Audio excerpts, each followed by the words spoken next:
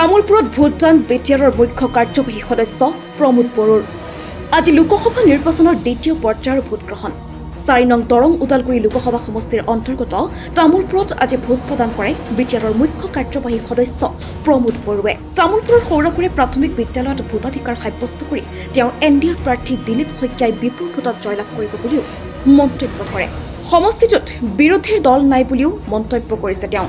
আনহাতে পাকুৰিবাৰী প্ৰাথমিক বিদ্যালয়তো তামোলপুৰ সমষ্টিৰ বিধায়ক জুলেন দৈমাৰীয়ে ভোটদান কৰে তেওঁ প্ৰথমবাৰৰ বাবে দৰং ওদালগুৰি সমষ্টিৰ অন্তৰ্গত তামোলপুৰ সমষ্টিৰ গৰিষ্ঠ সংখ্যক লোকে উৎসাহ উদ্দীপনাৰে ভোটদান কৰা বুলি মন্তব্য কৰে তামোলপুৰ এমডি স্কুলতো সাংসদ নৱকুমাৰ শৰণীয়াই ভোটদান কৰে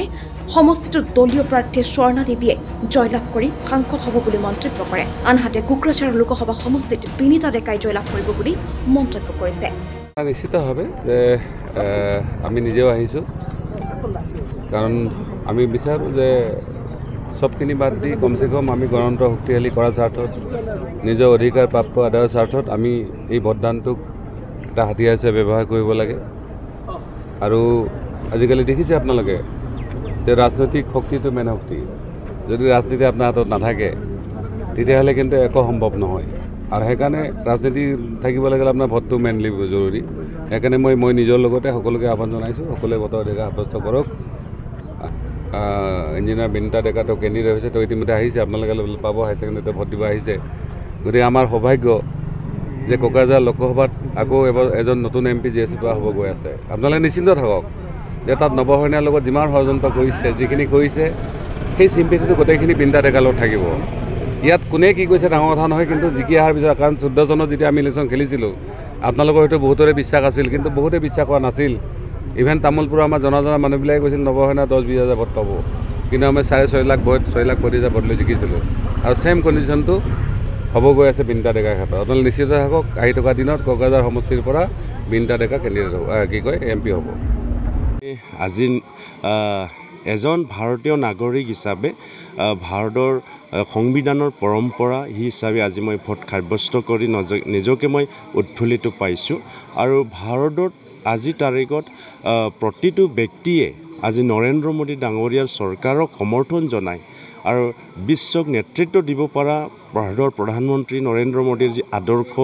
আৰু অসমত জনপ্ৰিয় মুখ্যমন্ত্ৰী ডক্টৰ হিমন্ত বিশ্ব শৰ্মা ডাঙৰীয়াৰ আদৰ্শ আৰু প্ৰেৰণা আৰু বিটিআৰ অঞ্চল প্ৰমোদ বড়ো ডাঙৰীয়াৰ যি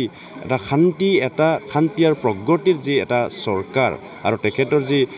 নেতৃত্ব এই নেতৃত্বক আদৰি আজি সকলোৱে ৰাতিপুৱা 6টা বজাৰ পৰাই ওলাই আহিছে নৰেন্দ্ৰ মোদী ডাঙৰীয়াক প্ৰধানমন্ত্ৰী বনোৱাৰ কাৰণে অসমৰ জনপ্ৰিয় মুখ্যমন্ত্ৰী ডাঙৰীয়াক আশীৰ্বাদ দিয়াৰ কাৰণে ইমান ৰাইজৰ যি উৎসাহ ৰাতিপুৱা আপুনি চাওক 6টা বজাৰ পৰা লাইন দেখিছে আগে পিছে নিৰ্বাচন এনেকুৱা নহয় কিন্তু আজি মুখ্যমন্ত্ৰী ডাঙৰীয়া আমাৰ বিটিআৰ প্ৰধান প্ৰমোদ বড়ো ডাঙৰীয়াৰ প্ৰতি যি থকা মৰম আৰু আমাৰ বিশ্বাস এই বিশ্বাসে আজি 6টা বজাত মানুহক ওলাই আনিছে আৰু ইটোৱে ভাল লক্ষণ ভাৰতৰ গণতন্ত্ৰৰ কাৰণেও ভাল লক্ষণ আমাৰ ৰাজনীতিবিদৰ কাৰণেও ভাল লক্ষণ গতিকে ইয়াত আমাৰ যিখিনি ভোটদান হ'ব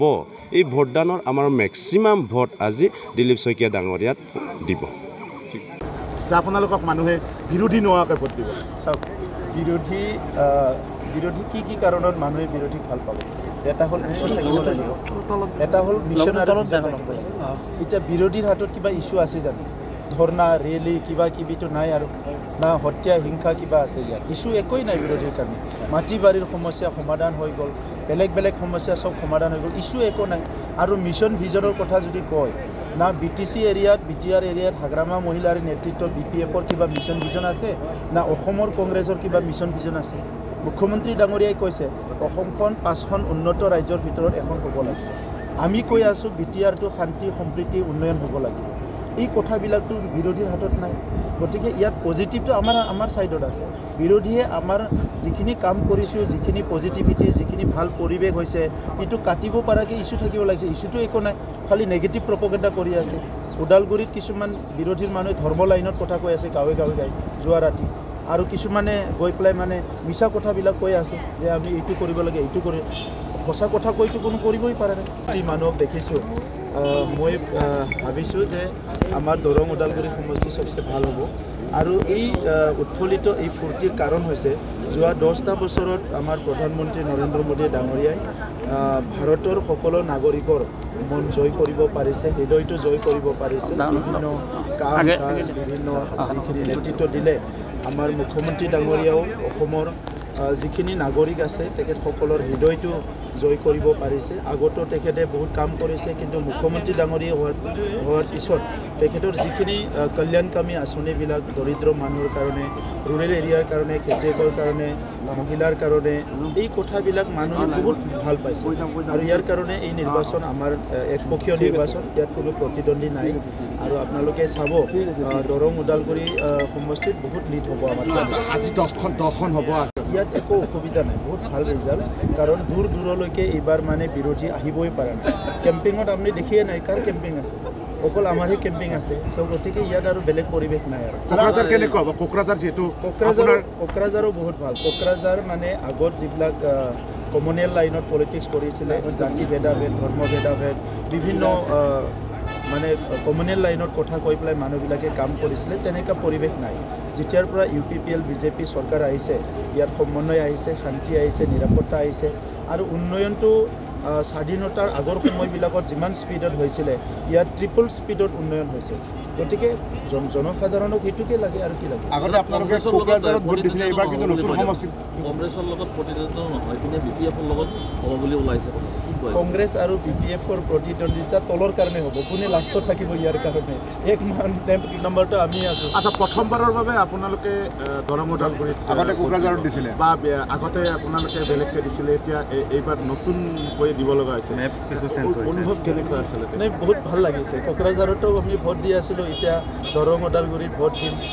কিন্তু কথাটো হৈছে কি, আমাৰ গড়েশ্বৰৰ আংশিক আৰু আমাৰ তামোলপুৰৰ মানে ফুল কনষ্টিটুৱেঞ্চি অলপমান ৰঙিয়াৰ ইয়াত আহিছে। এইখিনি মানে কি, ইয়াত কোনো বিৰোধী নাই, ইয়াত মানে একপক্ষীয় হৈ আছে এই দুটা সমষ্টিত। গতিকে বাকী সমষ্টিত যিমান লিড হ'ব, এই দুটা সমষ্টিত হায়েষ্ট লিড হ'ব। আপোনালোক News Desk Report, Such the Reality.